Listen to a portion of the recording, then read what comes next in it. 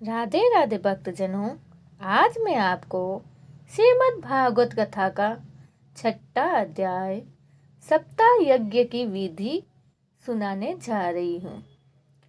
श्री शनकादि कहते हैं, नारद जी, अब हम आपको सप्ताह की विधि बताते हैं।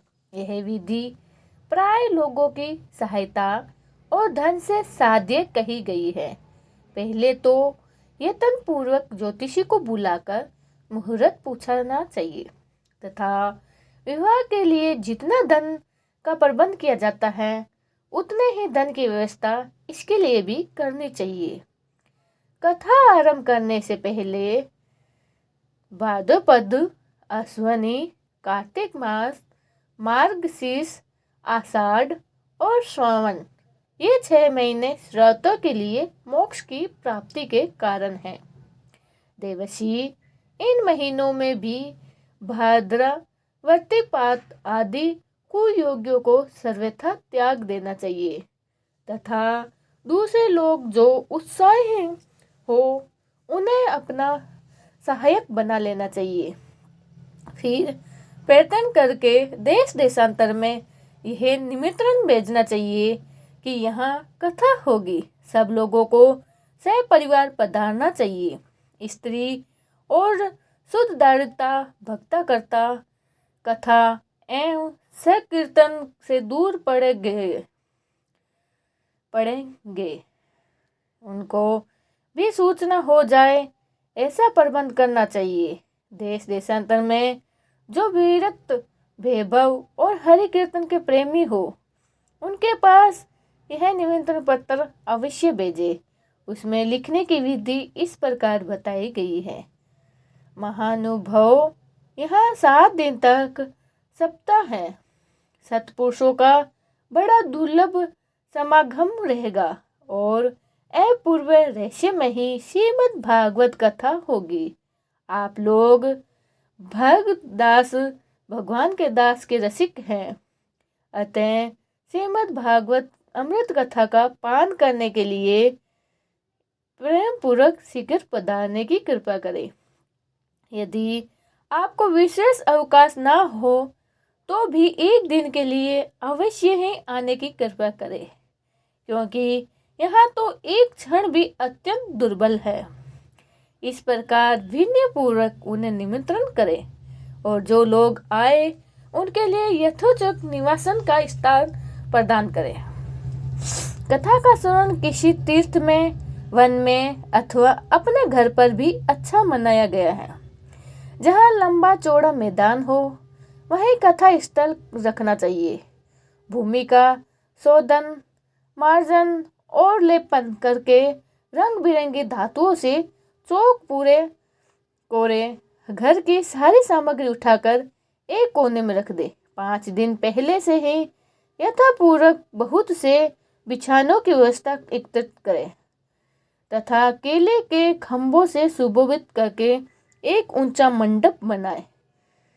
उससे सब और फल, पुष्प, पत्र और चंद्रों से अलंकृत करे तथा चारों ओर झंडियां लगाकर तरह तरह के सामानों से सजा दे। उस मंडप में कुछ ऊंचाइयों पर 7 विशाल लोगों की कल्पना करें। उनमें वियुक्त ब्राह्मणों को बुला बुला कर बिठाएं। आगे की ओर उनके लिए वहां यथोचित आसन तैयार रखें।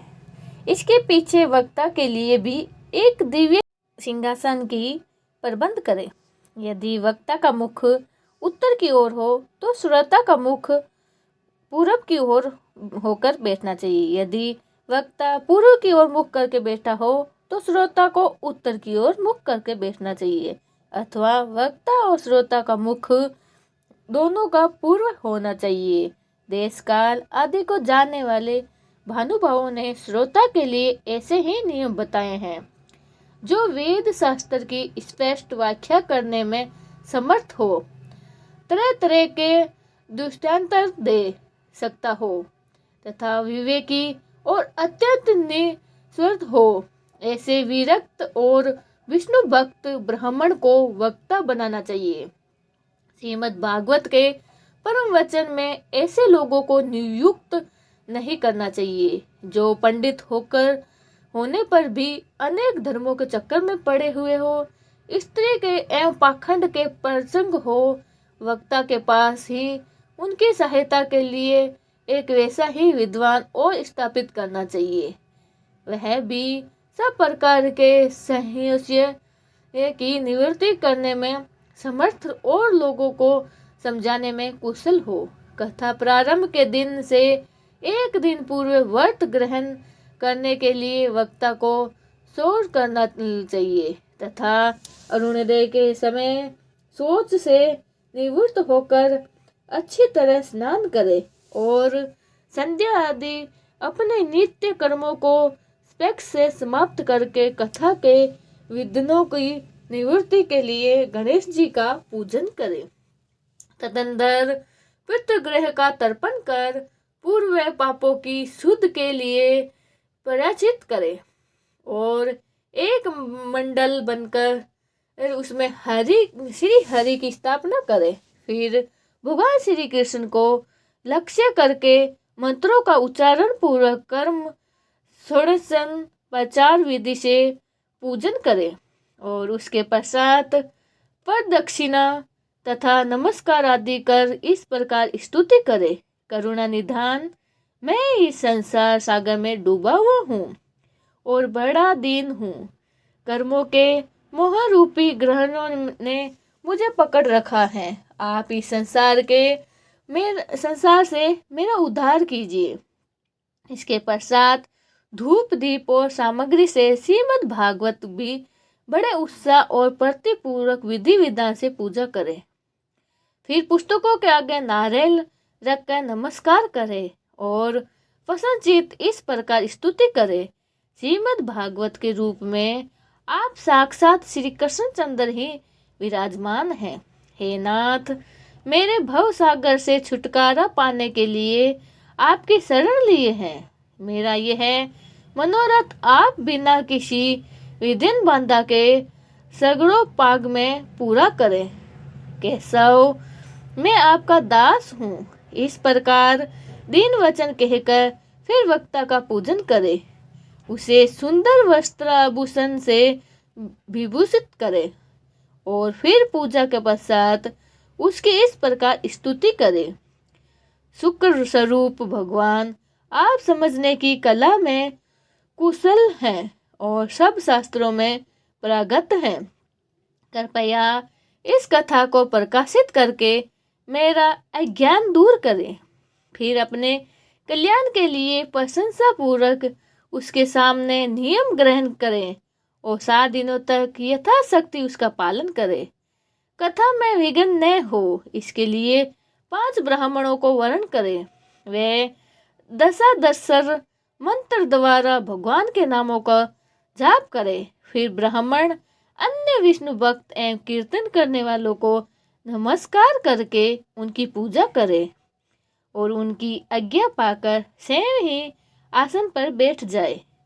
जो पुरुष लोग संपत्ति, धन, घर और पुत्र आदि की चिंता छोड़कर शुद्ध चित्त से केवल कथा में ही ध्यान रखता है, उससे इसके श्रवण का उत्तम फल मिलता है। बुद्धिमान वक्ता को चाहिए कि सूर्य उदय से कथा आरंभ करके 3:30 पहर तक मध्य स्वर में अच्छी तरह कथा बांचे। दोपहर के समय 2 घड़ी तक बंद रखे। उस समय कथा के प्रसंग के बारे में विचार करते रहे और उनके अनुसार ही वैष्णवों को भगवान के गुणों का कीर्तन करता रहना चाहिए। व्यर्थ बातें नहीं करनी चाहिए। कथा के समय मल मूत्र के वेग को काबू में रखने के लिए अल्पाहार सुख कर्म होता है। इसीलिए श्रोता केवल एक ही समय हवश्ययात्रा भोजन करे। यदि शक्ति हो तो 7 दिन निहार रहकर कथा सुने अथवा केवल घी या दूध पीकर सुखपूर्वक श्रवण करे अथवा फलहार या एक समय भोजन करे। जिससे जैसा नियम सुशोभित होता है वैसा करे।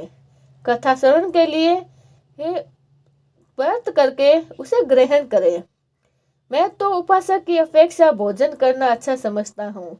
यदि वह कथा श्रवण में सहायक हो, यदि उपासन से श्रवण में बाधा पहुँचती हो, तो वह किसी काम का नहीं। नारद जी, नियम से सप्ताह सुनने वाले पुरुषों के नियम सुनिए।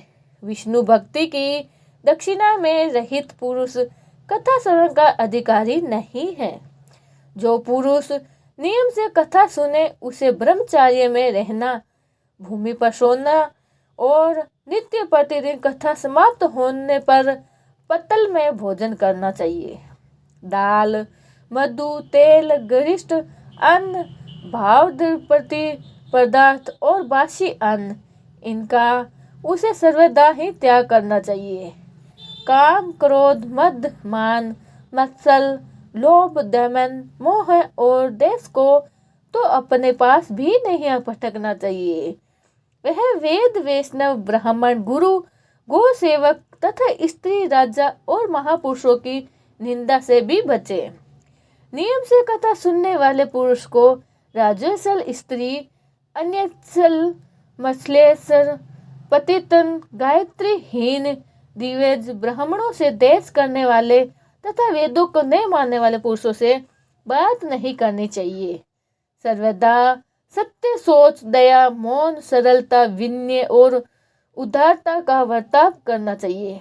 धनहीन, श्रेय रोगी, किसी भी अन्य रोगों से पीड़ित, भाग्यहीन, पापी, पुत्रहीन और मुक्षित भी यह कथा श्रवण करे। जिस स्त्री का रजोदर्शन रुक गया हो, जिसके एक ही संतान होकर मर गई हो, जो बांझ हो उसकी संतान होकर मर गई हो, और जिसका गर्भ गिरता हो, वह यत्न पूर्वक इस कथा को सुने।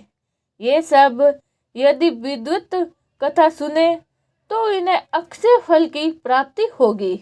यह अद्भुत दिव्य कथा करोड़ों यज्ञों का फल देने वाली है।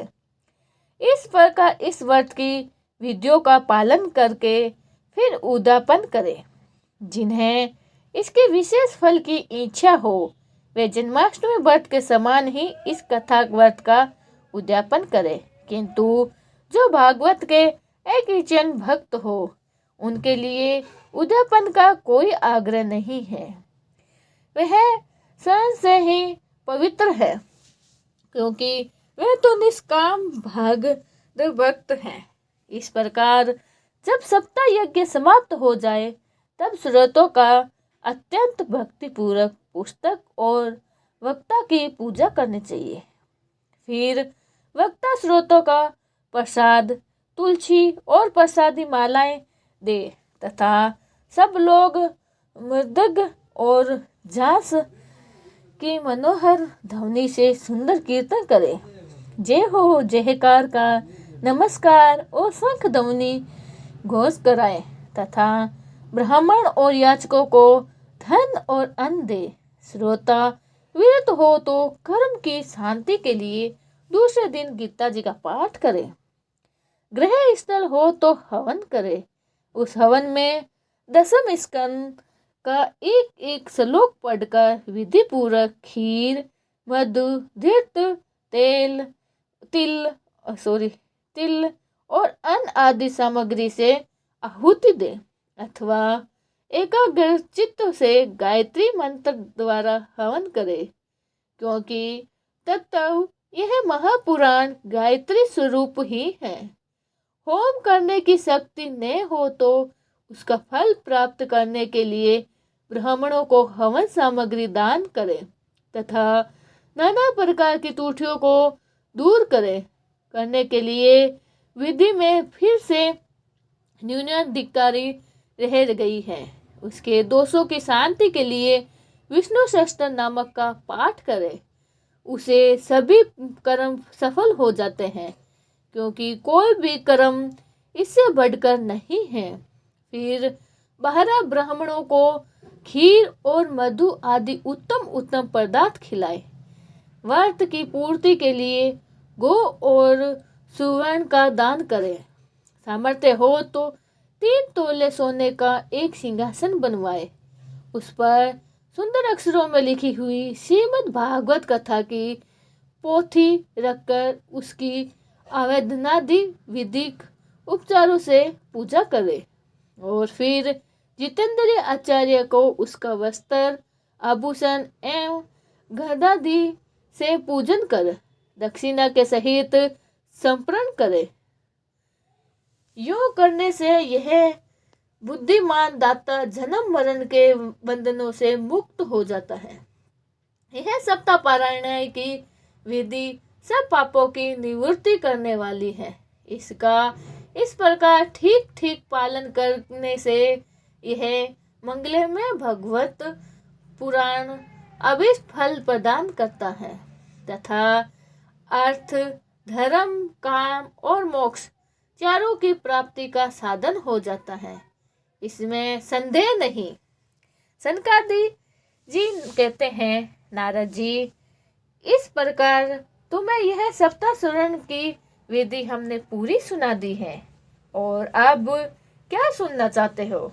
इस श्रीमद् भागवत कथा से भोग और मोक्ष दोनों की ही हाथ लग जाते हैं।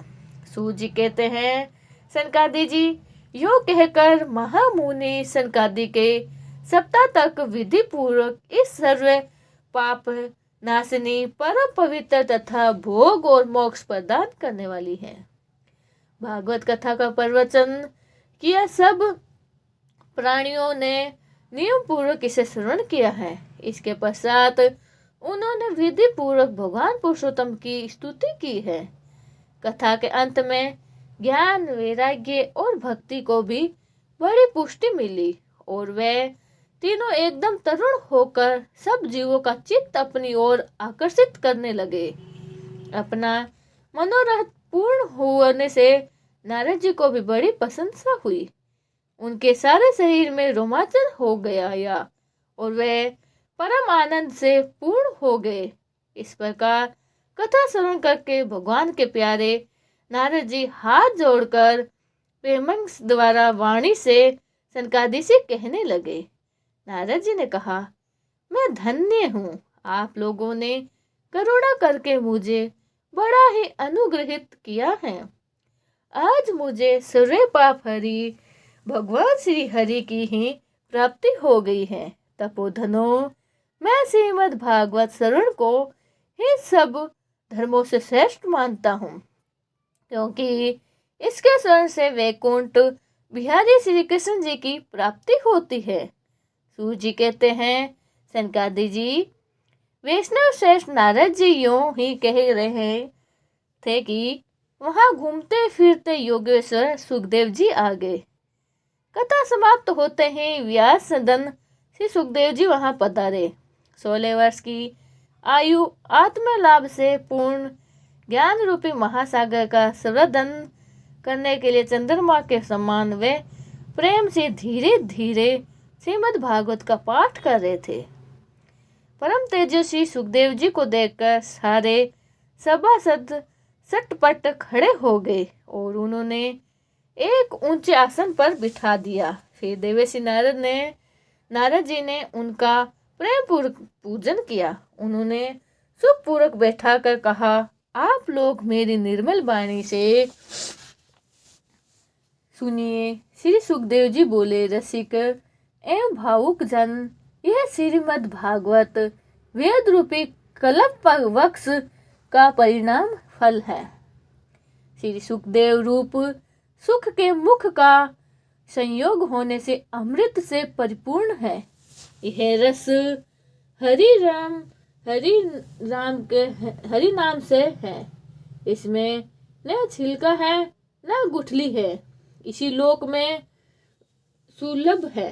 जब तक शरीर में चेतना है तब तक आप लोग बार बार इसका पान करें। महामुनि व्यास देव ने श्रीमद् भागवत महापुराण की रचना की थी। इससे निष्पट निष्काम परम धर्म का निरूप है। इसमें शुद्धिकरण सत्य पुरुषों के जानने योग्य कल्याणकारी वास्तविक वस्तु का वर्णन है, जिससे तीनों तपों का शांति होती है। इसका आश्रय लेने से दूसरे शास्त्र अथवा साधन की आवश्यकता नहीं रहती है। जब कभी पुण्य आत्मा पुरुष इसके शरण की अच्छी तरह इच्छा करता है, तभी ईश्वर अभिलंब इसके हृदय में अवलिद होती है।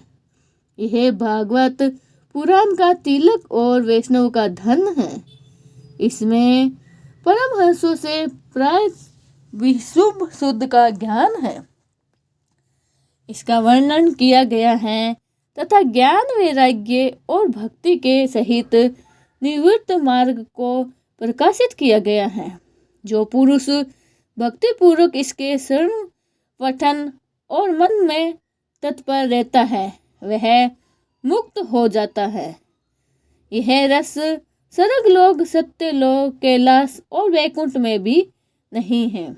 इसीलिए भाग्यवान श्रोता हो, तुम इसका खूब पान करो, इसे कभी मत छोड़ो। सूत जी कहते हैं, श्री सुखदेव जी इस प्रकार कह ही रहे थे कि उस समय सभा में बीचों बीच प्रहलाद, बलि, उद्धव और अर्जुन आदि पार्षदों के सहित साक्षात श्री हरि प्रकट हो गए। तब देवर्षि नारद ने भगवान और उनके भक्तों की यथोचित पूजा की। भगवान को पसंद देखकर देवर्षि ने उन्हें एक विशाल सिंहासन पर बिठा दिया। सब लोग उनके सामने कीर्तन करने लगे और उस कीर्तन को देखने के लिए श्री पार्वती जी के सहित महादेव जी और ब्रह्मा जी भी आए। कीर्तन आरंभ हुआ। प्रहलाद जी तो चंचलित गति फुर्तीले हैं होने के कारण करतार बजाने लगे। उद्धव जी झाले उठा लिए। देवर्षि नारद वीणा के ध्वनि करने लगे। सर्व विज्ञान ज्ञान विद्या में कुशल होने के कारण अर्जुन राग आलापन करने लगे। इंद्र ने मृदंगम बजाने लगा आरंभ किया। सनकादि बीच बीच में जय हो की घोषणा करने लगे और इन सब के आगे सुखदेव जी तरह तरह की रस आग भगड़ी करके भाव बताने लगे। इनके सबसे बीच में परम तेजस्वी भक्ति, ज्ञान और वैराग्य नटों के समान नाचने लगे। ऐसा अलौकिक कीर्तन देखकर भगवान प्रसन्न हो गए और इस प्रकार कहने लगे, मैं तुम्हारी इस कथा और कीर्तन से बहुत ही प्रसन्न हूँ। तुम्हारे भक्ति भाव इस समय मुझे अपने वश में कर लिया है। अतः तुम लोग मुझसे वर मांगो। भगवान के ये वचन सुनकर सब लोग बड़े प्रसन्न हुए और प्रमादर चित्त से भगवान से कहने लगे, भगवान, हमारी यही अभिलाषा है कि भविष्य में भी यहाँ कहीं सप्ताह कथा हो, वहाँ आप इन पार्षदों के सहित अवश्य पधारे। हमारा यह मनोरथ पूर्ण कर दीजिए। भगवान ने तथास्तु कहकर अंतर्ध्यान हो गए। इसके पश्चात नारद जी ने भगवान तथा उनके पार्षदों के चरणों को लक्ष्य करके प्रणाम किया और फिर सुखदेव जी आदि तपस्वी भी नमस्कार किया। कथा अमृत का पान करने से सब लोगों को बड़ा ही आनंद हुआ। उनका सारा मोह नष्ट हो गया। फिर वे सब लोग अपने अपने स्थान को चले गए। उस समय सुखदेव जी ने भक्ति को उनके पुत्रों सहित अपने शास्त्र में स्थापित कर दिया। इसी प्रकार भागवत का सेवन करने से श्री हरि वैष्णव के हृदय में आ विराजते हैं। जो लोग दरिद्रता, दुख, उज्ज्वल की ज्वाला में दुर्गंध हो जाते हैं, जिन्हें माया पिशाच ने रोने डाले जाते हैं तथा जो संसार समुद्र में डूबे रहते हैं, उनका कल्याण करने के लिए श्रीमद् भागवत सिद्धानंद कर लेना चाहिए। सनकादि जी पूछा, सूत जी, सुखदेव जी राजा परीक्षित को, गोकर्ण ने धुंधकारी को और सनकादि नारद जी को किस किस समय ये ग्रंथ सुनाया था? मेरा ये संशय दूर कीजिए। सूत जी ने कहा, भगवान श्री कृष्ण के स्वागमन होने के बाद कलयुग के 30 वर्ष से कुछ अधिक बीत जाने के बाद कलयुग के 200 साल अधिक बीत जाने पर भाद्रपद मास की शुक्ल नवमी को सुखदेव जी ने कथा आरंभ की थी। राजा परीक्षित के कथा सुनने के बाद कलयुग के 200 वर्ष बीत जाने पर आषाढ़ मास की शुक्ल नवमी को गोकर्ण जी ने ये कथा सुनाई थी। इसके पीछे कलयुग के 30 वर्ष और निकल जाने पर कार्तिक शुक्ल पक्षी नवमी को सनकादिक कथा आरंभ की थी। निष्पाप शंकर जी ने अपने जो कुछ पूछा था उसका उत्तर मैंने आपको दे दिया है। इस कलयुग में भागवत की कथा भव रोग की रामबाण औषधि है। संतजन, आप लोग आदर पूर्वक इस कथा का अमृत का पान कीजिए। यह श्री कृष्ण को अत्यंत प्रिय है। संपूर्ण पापों का नाश करने वाला, मुक्ति का एकमात्र कारण है, भक्ति को बढ़ाने वाला है। लोक में अन्य कल्याणकारी साधनों का विचार करके और तीर्थ का सेवन करने से क्या होगा। अपने दूत को हाथ में पास लिया देखकर यमराज उसके कान में कहते हैं, देखो, जो भगवान की कथा चर्चा में मस्त हो रहे हो उनसे दूर रहना, और जो औरों को दंड देने की शक्ति रखता है वैष्णव को नहीं।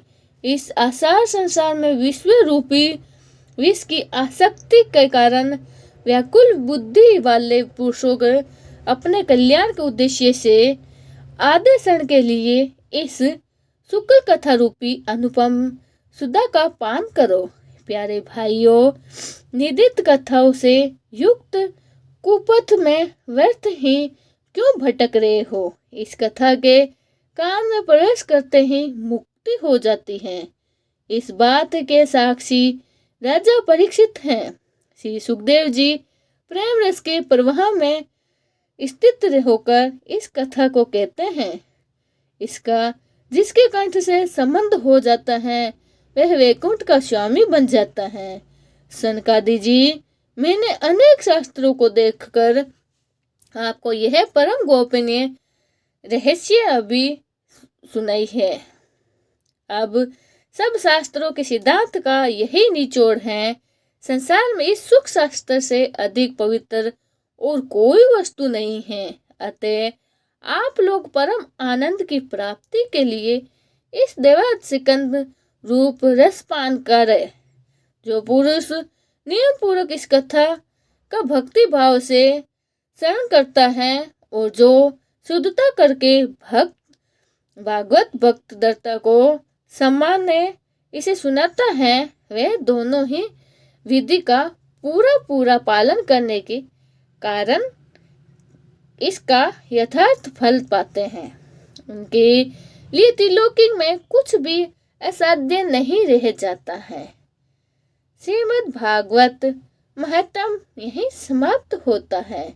ओम हरि ओम। हरि ओम। नमो भगवते वासुदेवाय।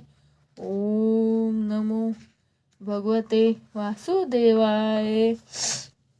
भक्तजनों, कल मैं आपको श्रीमद् भागवत महापुराण का प्रथम स्कंद सुनाऊंगी और मैं अपनी वाणी को यहीं विश्राम देती हूँ। आप इस कथा को सुनने के बाद कुछ मिनटों तक हरि का कीर्तन करें। राधे राधे।